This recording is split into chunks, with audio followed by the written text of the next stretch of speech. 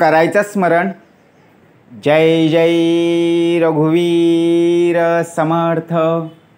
श्री समर्थ कृपेने एक सुंदर असा बोध, एक सुंदर असं श्रवण आपल्याला प्राप्त झालेलं आहे. या श्रवणाच्या माध्यमातून उत्तमचं सामर्थ्यसुद्धा समर्थांनी प्राप्त करून दिलेलं आहे. बघा, प्रत्यक्षपणे भाग कसा दिलेला आहे, नक्कीच श्रवण करूया.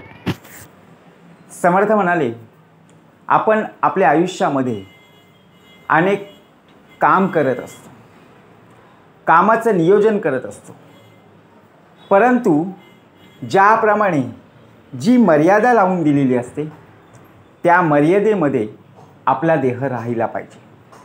मर्यादा ओलांडली की बघा प्रत्यक्षपणे संकट उभी राहतात. म्हणजे अति काम केल्याने शेवटी त्रास होत असतो. अति व्यायाम केल्याने शरीराला त्रास जाणवतो. म्हणजेच अति तेथे माती. भाग कसा दिलेला आहे, शेवटी माती झाल्याशिवाय राहणारच नाही. एक भिकारी राहत होता. तो रोज भीक मागून त्याचा उदरनिर्वाह करत असे. त्याला जे मिळेल तो खायचा. काही मिळाले नाही तर पाणी पिऊन जगायचा. बघा प्रत्यक्ष भाग कसा दिलेला आहे. पण तो भीक मागण्याबरोबरच दिवसभर देवाचं नामस्मरण करायचा, कधीही न चुकता.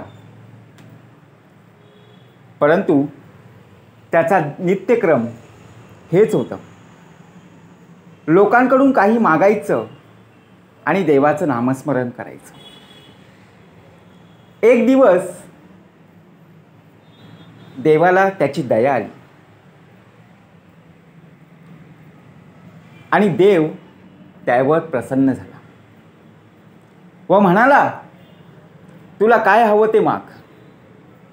आता आपण असतो तर काय मागितलं असतं, परंतु प्रत्यक्षपणे त्या भिकाऱ्याने सोन्याच्या मोहरा मागितल्या.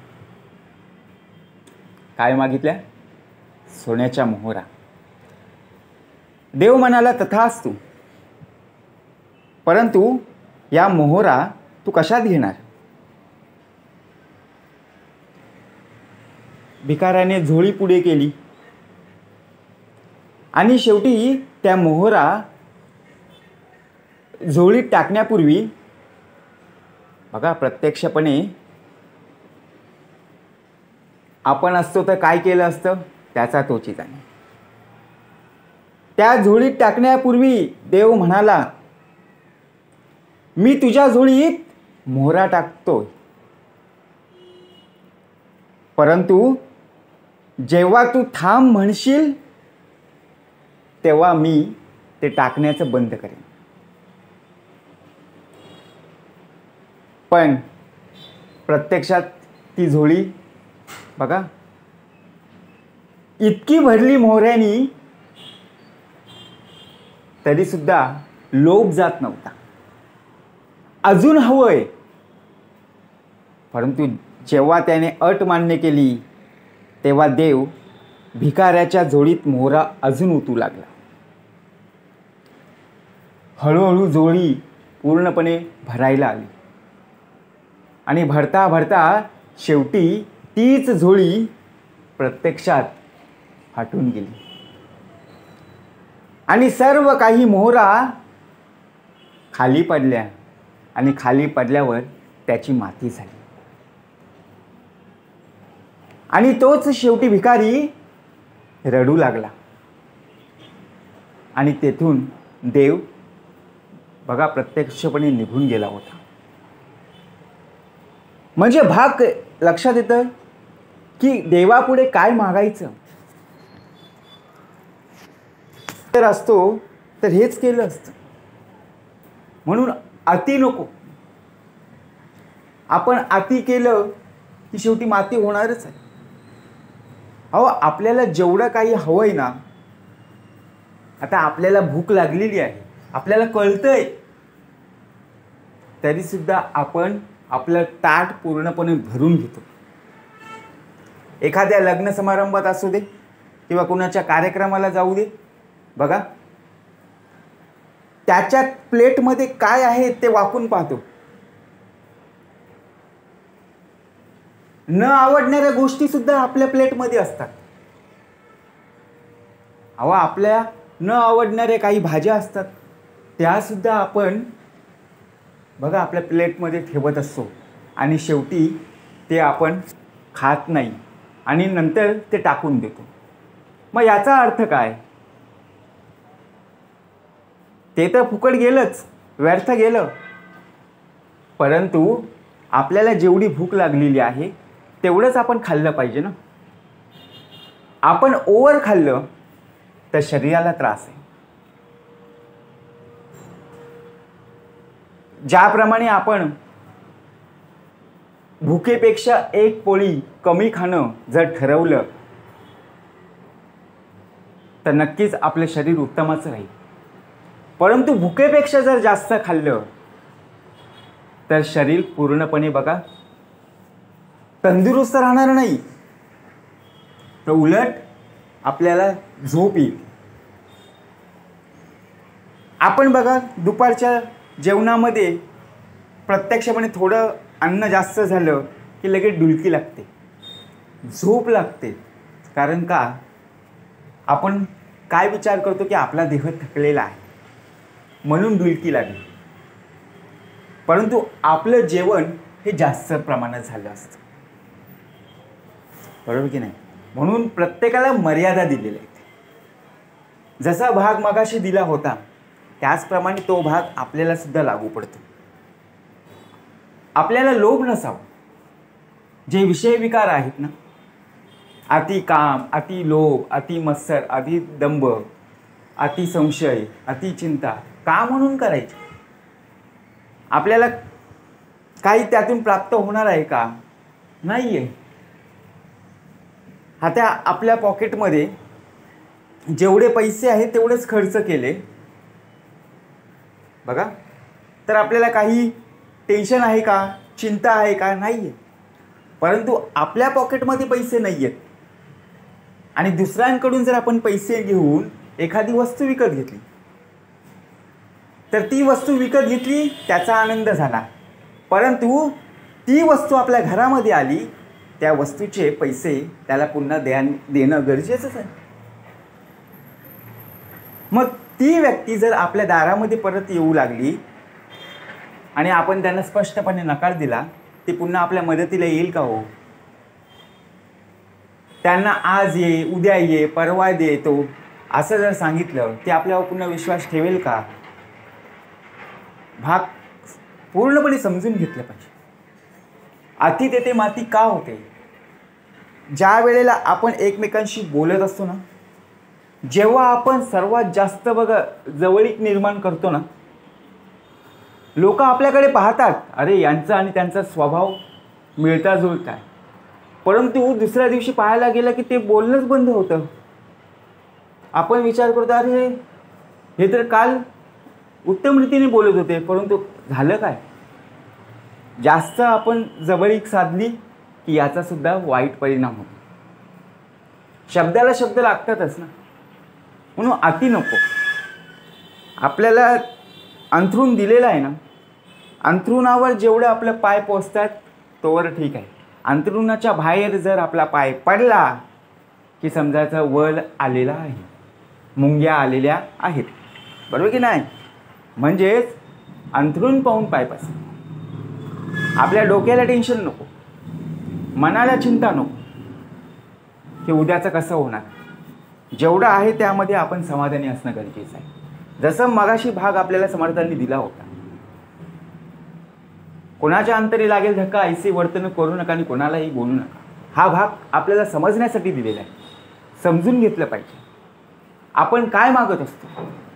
देवापुढे एक अगरबत्ती लावतो, दिवा लावतो आणि देवापुढे लिस्टच आपण लावून ठेवतो. देवा हे मला पाहिजे, 2 व्हीलर पाहिजे, 4 व्हीलर पाहिजे, घर पाहिजे, बायको पाहिजे, नवरा पाहिजे, असंख्य वस्तू आपण मागत असतो. बरोबर की नाही? ज्याप्रमाणे आपलं एकटंच निवेदन जातं का, एकाचंच जातं का? नाही. जगामध्ये सर्व लोक त्या परमेश्वराकडे मागत असतात आणि त्यालासुद्धा सर्व प्रकारे बघा प्रत्यक्षपणे तो पुरवणारा आहे ना, सामर्थ्य पुरवणारा तोच आहे. सद्गुरू साक्षात परब्रह्म तस्मै श्री सद्गुरू वे नमः. जी जी मागणी आहे ती ती निश्चितच प्राप्त होणारच आहे. जसा मागणी तसा पुरवठा होणारच आहे. परंतु आपण काय मागावं हे सुद्धा गरजेचं आहे. आता ज्याप्रमाणे मोहरा ती झोळी हे पाहिलं पाहिजे होतं ना. आपल्याला जेवढं आहे त्यामध्ये समाधानी असणं गरजेचंच आहे. परंतु नाही, समोरच्याला एवढं मिळालंय, मला सुद्धा तेवढंच मिळालं पाहिजे किंवा त्यापेक्षा जास्त मिळेल. बघा, आई लहान मुलगा असो किंवा मोठा मुलगा असो, भाकरी देते की नाही? बरोबर की नाही? तिथे आपण हट्ट करतो का, मी मोठा आहे म्हणून मला मोठी भाकरी, तू लहान आहेस म्हणून तुला लहान भाकरी, असं आहे का? नाही आहे. आई समान बरोबर वाटणी करून देते. बघा, प्रत्यक्ष मोठा भाऊ मोठी बहीण लहान भावाला किंवा लहान बहिणीला काय करत असते? घास भरवत असते अति प्रेमाने. बघा प्रत्यक्ष भाग कसा दिलेला आहे. आणि मोठे झाल्यानंतर त्याच वाटणीमुळे काय होतं? वाद होतात. कुठला? त्या जमिनीचा वाद. काय झालं? अति राग, अति क्रोध, अति संताप. मग आपल्यातला प्रेमळ स्वभाव कुठे गेला? जाणलं पाहिजे. विषय विकारांना दूर ठेवलं पाहिजे. लोभ तर कधी नसावा.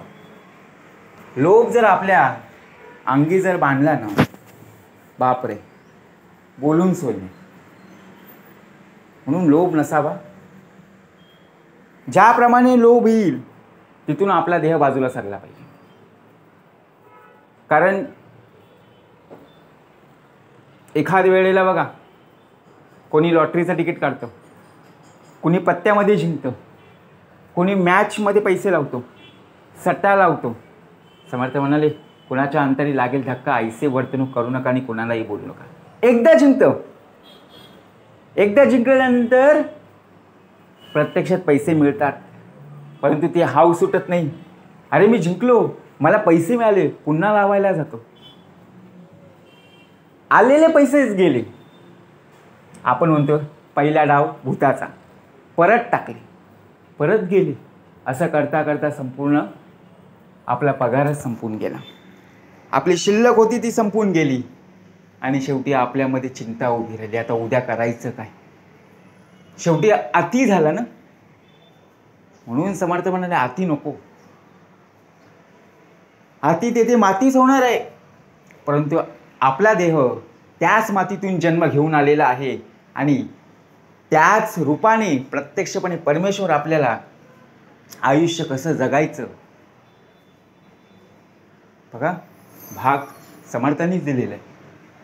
आयुष्य जगत असताना त्याच मातीतून जसं नवीन अंकुर फुटले जातात, तसंच आपल्या देहाला पूर्णपणे सामर्थ्य पुरवणारा सद्गुरू साक्षात आहे. यावर विश्वास ठेवून आपण जे कार्य करायचं आहे ते कार्य उत्तम रीतीने कसं पार पाडता येईल हे पाहिलं पाहिजे. दुसरी गोष्ट म्हणजे अति लोभ नसावा, अति संशय नसावा, अति चिंता नसावी. देह हा परमेश्वराचा आहे. जसा आपल्याला नरदेह प्राप्त झालेला आहे तसा आपण रिटर्न तिकीट काढून आलेलो आहोत.